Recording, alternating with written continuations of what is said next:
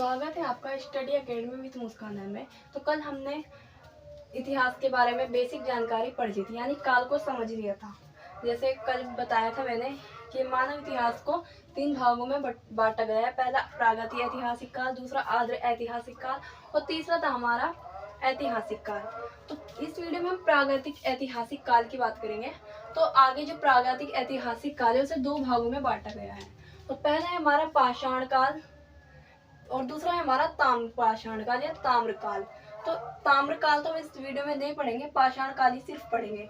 तो पाषाण काल का जो आगे विभाजन है 3 भागों में, तो इसका विभाजन जो पाषाण काल का किया था वो जॉन लुम्बार्ग ने किया था। इनका नाम है जॉन लुम्बार्ग, जिसने पाषाण काल को 3 भागों में विभाजित किया था। तो 3 भाग कौन से पहले हमें देखते हैं। तो पहला है हमारा पूरा पाषाण काल, दूसरा हमारा मध्य पाषाण काल और तीसरा है हमारा नव पाषाण काल। तो इस वीडियो में जो हम बात करेंगे पूरा पाषाण काल की करेंगे, मध्य पाषाण काल और नव पाषाण काल के बारे में नहीं पढ़ेंगे। तो पूरा पाषाण काल की जो समय अवधि है या टाइम पीरियड है तो 25 लाख से 12,000 ईसा पूर्व माना जाता है। इसका कोई बेसिक या स्थिर एक टाइम पीरियड नहीं है। सभी इतिहासकार ने, बहुत से इतिहासकार ने अपने अपने हिसाब से अलग अलग बुक्स में अलग अलग समय अवधि दी गई है। तो ज़्यादातर जो में वो लिखा हुआ है एनसीईआरटी में तो 25 लाख से 12,000 ईसा पूर्व दिया गया है पूरा पाषाण काल में। अब बात करें हम पूरा पाषाण काल को आगे ही 3 भागों में बांटा गया है। इस वीडियो में मैंने पहले बता दिया, ये नहीं पढ़ेंगे हम। पूरा पाषाण काल को 3 भागों में आगे बांट दिया गया है, ये हम पढ़ेंगे, ठीक है। तो 3 भाग देखते हैं पूरा पाषाण काल के कौन से। तो पहला भाग है हमारा निम्न पूरा पाषाण काल। इसकी समय अवधि जो है 25 लाख से 1 लाख ईसा पूर्व मानी गई है, ठीक है। और दूसरा है हमारा मध्य पूरा पाषाण काल। इसकी जो टाइम पीरियड है इसका तो 1 लाख से 40,000 ईसा पूर्व माना गया है। और तीसरा जो है हमारा उच्च पूरा पाषाण काल, इसका टाइम पीरियड 40,000 से 10,000 ईसा पूर्व माने गए हैं। अब इस वीडियो में इन तीनों के बारे में भी हम नहीं पढ़ेंगे, निम्न पूरा पाषाण काल के बारे में सिर्फ पढ़ेंगे, ठीक है। और नेक्स्ट वीडियो हमारी मध्य पूरा पाषाण के ऊपर आएगी और तीसरी रही है मेरी उच्च पूरा पाषाण काल के।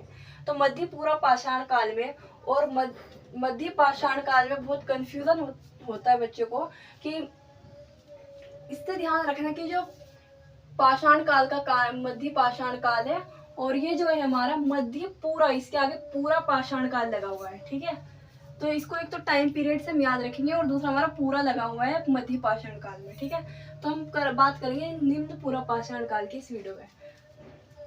तो जो हमारा निम्न पूरा पाषाण काल है उसको 1963 ईस्वी में तो रॉबर्ट ब्रूस फुट, ये एक इतिहासकार है, इन्होंने इसकी खोज की थी। कहाँ पे की थी? सबसे पहले इन्होंने खोज की थी मद्रास पल्लवरम नामक स्थान है वहाँ पे मद्रास में, ठीक है।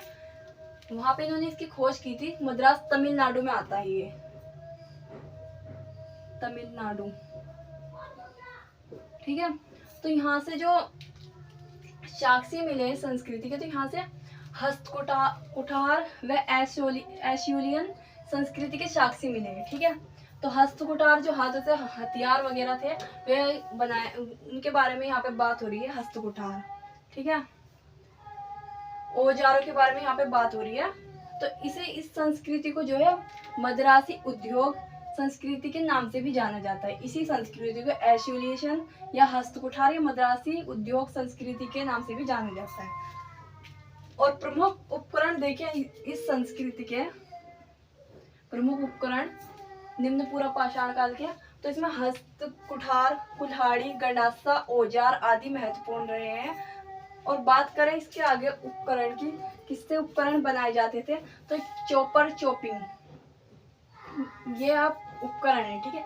चॉपर चॉपिंग, इस शब्द का सबसे पहले उपयोग जो किया था ना वो एच.एन. मोवियस ने सर्वप्रथम उपयोग किया था इसका, ठीक है। किसका? चॉपर और चॉपिंग का।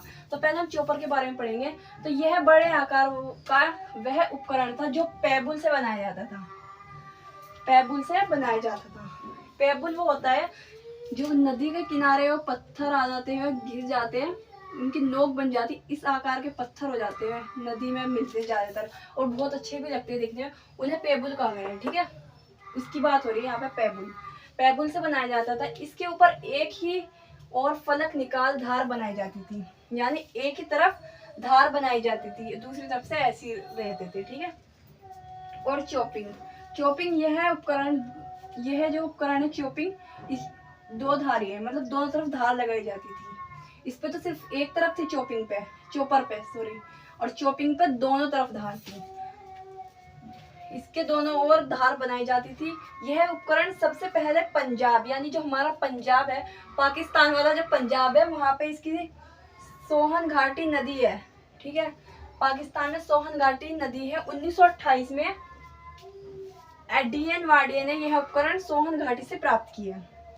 तो हमारे जो पंजाब पाकिस्तान में नदी है सोहन घाटी, 1928 में डीएन वाडिया ने सोहन घाटी के या इन उपकरणों को प्राप्त किया था। कहाँ से? सोहन घाटी से, ठीक है। इसी कारण इसे सोहन घाटी संस्कृति भी कहा जाता है, और सोहन घाटी का पिता डीएन वाडिया को ही कहा जाता है, ठीक है, क्योंकि इन्होंने इस सर्वप्रथम सोहन घाटी की खोज की थी, तो इसलिए इन्हें सोहन घाटी का पिता या जनक भी कहा जाता है। और दूसरा पॉइंट है हमारा एचडी साकलिया, ये भी एक इतिहासकार रहे हैं। एचडी साकलिया ने सोहन घाटी से हस्तकुठार के साक्ष्य प्राप्त किए हैं, ठीक है। तो हस्तकुठार मैंने बताया आपको, हथियार वगैरह होते थे, हस्तकुठार, हथौड़ा, गंडासा वगैरह, ये सब इन्होंने यहाँ से साक्ष्य प्राप्त किए हैं सोहन घाटी से, एचडी साकलिया ने, ठीक है। और सोहन संस्कृति की 5 वेदिकाएं हैं, मतलब जब इन्होंने एचडी साकलिया ने सोहन घाटी से हस्तकुठार के साक्ष्य प्राप्त किया, तो यहाँ पे 5 वेदिकाएं भी मिली है, ठीक है, 5 वेदिकाएं इनकी। तो यहाँ के हम देख लेते हैं निम्न पूरा पाषाण काल के प्रमुख स्थल कौन से। तो महाराष्ट्र में एक बोरी, यसर व मेरगांव है। ज्यादा याद मत करना है, मतलब याद करने के लिए नहीं बोली, मतलब जो इम्पोर्टेंट है एग्जाम के लिए वही लिखा है मैंने यहाँ पे। दूसरा है हमारा तमिलनाडु, जो कि मैंने बताया मद्रास पल्लवरम, ये यहाँ पे भी पढ़ा था हमने, मद्रास पल्लवरम, ठीक है। और बदमुरे भी यहीं पे है तमिलनाडु में। और तीसरा है हमारा आंध्र प्रदेश कर्नल नागार्जुन। और चौथा है हमारा पंजाब सोहन घाटी। और कश्मीर है हमारा 5वां, कश्मीर से भी इसके साक्ष्य मिले हैं, ठीक है, किसके? निम्न पूरा पाषाण काल के। तो सोहन घाटी के बारे में मैंने यहाँ पे बता दिया है आपको। तो ये भी इसका एक स्थल है, प्रमुख स्थल माना जाता है। और राजस्थान की बात करें तो यहाँ से चित्तौड़गढ़, डीडवाना रेगिस्तान, और मध्य प्रदेश में भीमबेटका की गुफाएं। भीमबेटका की गुफाएं से क्या प्राप्त हुआ था? ये मध्य प्रदेश में भीमबेटका की गुफा, यहाँ से सबसे पहले चित्रकारी, जो दीवारों पे चित्रकारी होती है, यहाँ से वो साक्ष्य मिले थे भीमबेटका की गुफाओं से, ठीक है। और एक शुतुरमुर्ग का अंडा था, उस पर चित्रकारी की गई थी, वो भी यहीं से मिले थे, वो आगे पढ़ेंगे हम, ठीक है। उत्तर प्रदेश की बात करें तो बेलन घाटी, मिर्जापुर, तो जो कि इनके बारे में मैंने बताई, हम नेक्स्ट वीडियो में मध्य पूरा पाषाण काल में पढ़ेंगे। ये रहा हमारा मध्य पूरा पाषाण काल। नेक्स्ट वीडियो हमारी इस पर बनेगी, मध्य पूरा पाषाण काल के। कोशिश करेंगे कि इन दोनों काल को एक ही वीडियो में कंप्लीट करें, ठीक है। फिर इन दोनों के बाद आएगा हमारा मध्य पाषाण काल, फिर नव पाषाण काल, ठीक है। तो ये मैंने अच्छे से समझा दिया है निम्न पूरा पाषाण काल को। आई होप कि आपको समझ में आएगा। अगर आपको वीडियो अच्छी लगे तो शेयर, कमेंट और लाइक जरूर करना, ठीक है। Thank you guys.